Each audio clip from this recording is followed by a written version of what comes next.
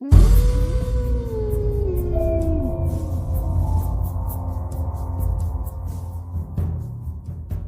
कहानी के लेखक हैं विजेंद्र कुमार कर्ण। इन 10 दिनों में बिंदिया हड्डियों का ढांचा बनकर रह गई थी। पंकज हर दिन उससे मिलने आता, उसे दूर से देखता और चला जाता। इस बीच उसके घर में भी बात होने लगी थी कि बिंदिया पागल हो गई है।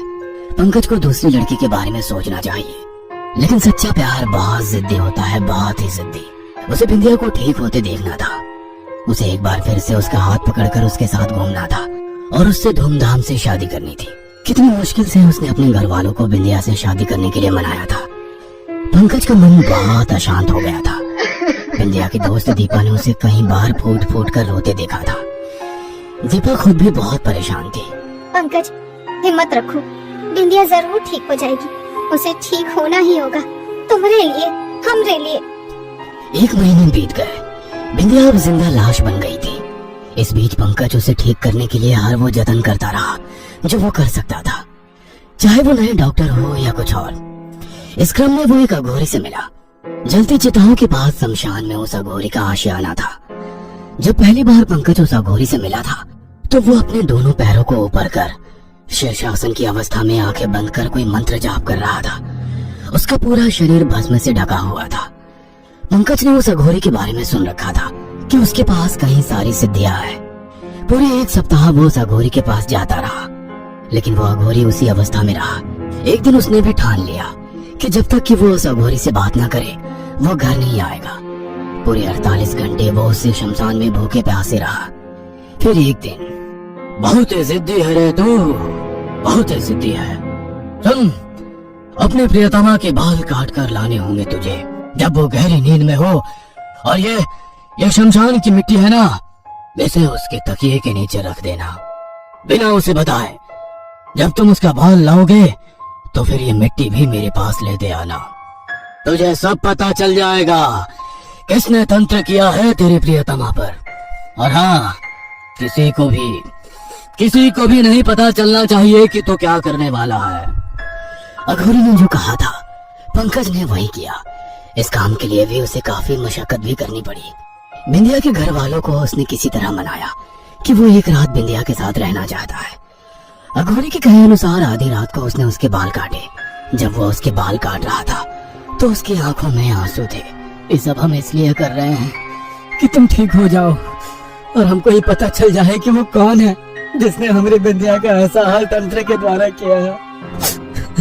अगले दिन सुबह होने और बिंदिया के जागने के पहले उसने शमशान की मिट्टी उसके तकिए के नीचे से निकाली और शमशान की ओर चल पड़ा। काफी देर तक उन बालों और मिट्टी को अपने हाथ में लेकर वो अघोरी कुछ कुछ बड़बड़ाता रहा। अरे बाप रे बाप, कोई इतना कैसे गिर सकता है? बहुत भारी तंत्र हुआ है इस पर, बहुत भारी। इस लड़के के शरीर के किसी भाग का इस्तेमाल हुआ है इस तंत्र के लिए। शायद उसके बालों का। तंत्र का ये सबसे विभत्स रूप है। वो बच्ची नहीं बचेगी, नहीं बचेगी। ऐसा काहे कह रहे हैं आप? ऐसा मत कहिए। देखो, सत्य को स्वीकार करो, और सत्य यही है कि वो तो शादी के दिन ही मर गई थी। वो जिसे तुम जिंदा देख रहे हो ना, वो तुम्हारी प्रियतमा नहीं है। ये तो वो आत्मा है जो उसको छोड़ा गया है।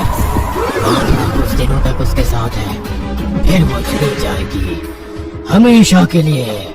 क्योंकि तंत्रों के द्वारा जब हम किसी आत्मा को बुलाते हैं तो उसका भी एक निश्चित समय होता है हमारे पास रहने का। उसके पहले उसे वापस नहीं भेजा जा सकता है। दिव्या कौन है? दिव्या कहा किया वो तो बिंदिया की सबसे अच्छी दोस्त है। हम सब साथ ही पढ़े हैं, एक ही कॉलेज में। दिव्या पंकज को बहुत पसंद करती थी। पंकज और दिव्या अच्छे दोस्त भी थे। ये दिव्या ही थी जिसने सबसे पहले पंकज और बिंदिया को इंट्रोड्यूस करवाया था। और इस पहली मुलाकात में ही कुछ बहुत गहरा संबंध दिव्या और पंकज के बीच बन गया था। पहली मुलाकात का वो सफर हर दिन की मुलाकात में बदल गया। थोड़ी देर की बातचीत रात भर के चैट में बदल गई और फिर दोनों ने फैसला कर लिया कि जीना साथ और मरना साथ है। जब ये बात उसने पहली बार दिव्या को बताई तो दिव्या ने कहा, अरे क्या बात है, तेरे चेहरे का रंग काहे बदल गया रे? तो खुश नहीं है का? हम दोनों के रिश्ते से पगली है का? हम काहे नहीं खुश होंगे? अरे हम तो बहुत ही खुश हैं। लेकिन एक बात का हमको गम है कि इतना सब कुछ तुम दोनों के बीच पक रहा था और हमको कुछ हवे नहीं लगा। अरे हम तो तुमको बताना ही चाहते थे, लेकिन पंकज मना कर रहा था। वो काहे? पंकज कहता है कि सच्चे प्यार को नजर लग जाती है रे। हट, अपनों ही कहीं नजर लगाती है का? दिव्या बहुत ही नॉर्मल रहने की कोशिश कर रही थी, लेकिन उसे ऐसा लग रहा था कि बिंदिया ने उसका प्यार उससे छीन लिया है, जबकि पंकज दिव्या को सिर्फ अपना एक दोस्त मानता था। लेकिन दिव्या ने तो मन ही मन उसके साथ शादी के सपने देख लिए थे। तुमने हमारा प्यार छीना है बिंदिया, खुश तो हम तुमको भी नहीं रहने देंगे। हाँ, दिव्या को जब पंकज और बिंदिया की शादी का पता लगा तो उसकी बेचैनी और बढ़ गई। वो जल्द से जल्द कुछ ऐसा करना चाहती थी कि बिंदिया उसके रास्ते से हट जाए। दिव्या के दादा एक तांत्रिक थे। उसे अपने दादा के जरिए तंत्र की कई गूढ़ बातें पता थी। उसे पता था कि तंत्र में वो शक्ति है जो असंभव को संभव कर सकती है। उसने तंत्र के बारे में एक बार फिर से खूब पढ़ना शुरू किया, इंटरनेट पर दादाजी की किताबों में, और फिर उसे तंत्र के सबसे विभत्स रूप का पता लगा। इसमें जिस पर तंत्र करना होता है उसके बालों को या नाखून को आधी रात के बाद बिना उसकी जानकारी के काट लिया जाता है और फिर शमशान में उन बालों को या नाखून को एक छोटे से गड्ढे में गाड़ दिया जाता है। लेकिन वो गड्ढा किसी हथियार से नहीं बनाना होता है। उस गड्ढे को बनाने के लिए अपने नाखूनों का इस्तेमाल करना होता है। बिंदिया के नाखून लाना तो लगभग असंभव था, लेकिन उसके बाल तो लाए जा सकते थे। यही सोचकर एक दिन दिव्या ने बिंदिया से कहा, यार एक बात पूछना चाह रहे थे। मम्मी पापा परसों कहीं बाहर जा रहे हैं, हम घर पर अकेले रहेंगे तो हमको बहुत डर लगेगा। हम सोच रहे थे कि क्यों ना हम तुम्हारे यहाँ 2 दिन सोने आ जाएं। तो इसमें पूछने वाली बात का है? पहले भी तो तुम हमारे यहाँ सोई हो और कई बार तो हम भी सोए हैं तुम्हारे यहाँ जाकर। अरे पहले का बात अलग था ना। अब 3 दिन बाद तुम्हारा ब्याह होने वाला है, सारा तैयारी हो रहा है और ऊपर से तुम रात को पंकज से तो बतियाती भी होंगे ना। अरे तो 2 दिन नहीं बतियाएंगे उससे, वैसे भी अब तो पूरा जीवन उसी के साथ ही बतियाना है ना, तो क्यों ना 2 दिन तुमसे ही जी भर के बतिया ले। दिव्या की चाल कामयाब हो गई थी। वह उसके यहाँ रुक गई। आधी रात के बाद जब बिंदिया गहरी नींद में सो गई तो दिव्या ने कैंची से उसके बाल काट लिए और उसे अपने पास रख लिया। यही नहीं, उसने जानबूझकर बिंदिया के पास से लोहे की एक चाबी जो वो इन दिनों हमेशा रखती थी उसे चुरा लिया और कुएं में फेंक दिया। बिंदिया, पंकज हमरा है, सिर्फ हमरा, उसको कोई हमसे छीन नहीं सकता। शमशान से जब पंकज वापस लौट रहा था तो उसके पैर बहुत भारी थे। ऐसा लग रहा था कि किसी ने बहुत भारी पत्थर बांध दिया हो उसके पैरों में।